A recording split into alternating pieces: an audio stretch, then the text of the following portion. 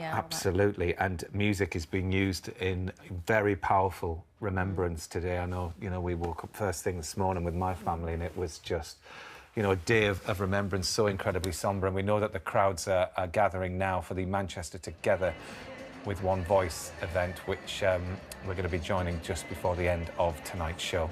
It's just the latest example of the way the city has responded creatively and positively to the attack that took place a year ago today, in which 22 people lost their lives. Yeah, that community spirit has its own symbol, of course. It's the worker bee, which has been part of the city's coat of arms since 1842, but has now taken on a new significance.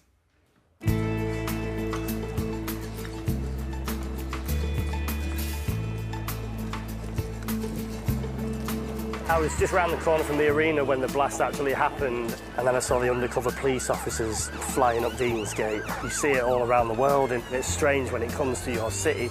My name's Quebec, and I'm a street artist from Manchester. I've been into art since I was a kid. I've been painting street art for about 18 years. After the Manchester Arena attack, I kind of felt that I wanted to put a message out there, and art is the way I communicate, so that's what I did, basically. A few days afterwards, I was asked to paint quite a big mural, 22 bees, each bee representing each person that passed away. It was a privilege to paint something that meant so much to so many people. You see the bee in, loads of different architecture around Manchester. It comes from the Industrial Revolution, that Manchester was the hive of industry. So the worker bee represents the people of Manchester.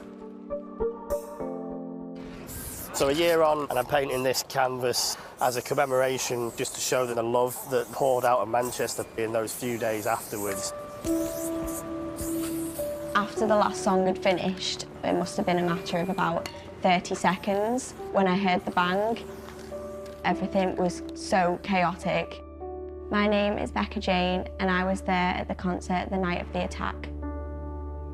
I went to the concert alone. There was a massive bang, and that's when everyone started panicking and running. I saw people on the ground and there were blood everywhere.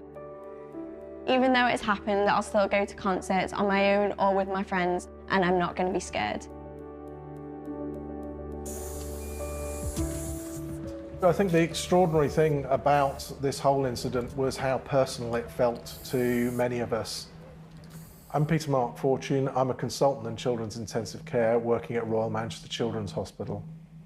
When I arrived in work, the intensive care unit was extraordinarily busy. I think what was very different about the arena incident was the number of children and families that we were working with.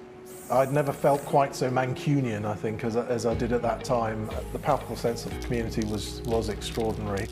I'd never in my life considered the idea of having a tattoo. However, the Be Tattoo campaign was mentioned, and somehow something felt a little bit right about this. I'll go ahead and I'll have a bee tattoo.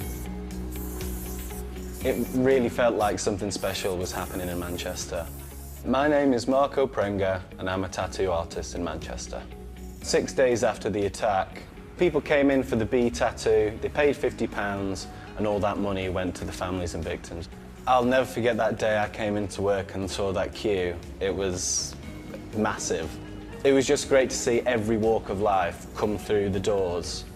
Well, in the end, the bee appeal raised over £500,000. Over 10,000 people got the bee tattoo, and that just goes to show you community spirit in Manchester. It's hard to beat. My name is Anne Banks, and I got my first tattoo when I was 80. I was just watching the television, and I watched what was going on, and it just made me so sad of what was happening. And then I just said to myself, I'm going to have the bee done. Yeah, I'm quite happy with it. I can look at it and kiss it. I think it's great. Yeah, pretty pleased with it, yeah. It's turned out looking okay. 2018, a year after the attack, this is my tribute to Manchester, a city that showed that it can't be beaten and is defiant in anything that happens to it. It's amazing. I love anything to do with the Manchester Bee. I've got one, a tattoo after the bomb. It's just really bad what happened, but it's a nice way to remember it. It's really bright, it's colourful. It's good that it's been marked like this a year on. I don't think the town and the city will ever forget what happened, and it's important that we don't forget what's happened. Just remind everyone that, you know, choose love, not hate. How people rise up and remember in situations like this. It's special, isn't it, that they've got that symbol, you know, so many of them. But now, as our show ends, another is just beginning in Manchester, a city united in one voice. Let's listen now as 200 children from 7 local schools start the evening with a rendition of This Is Why We Sing.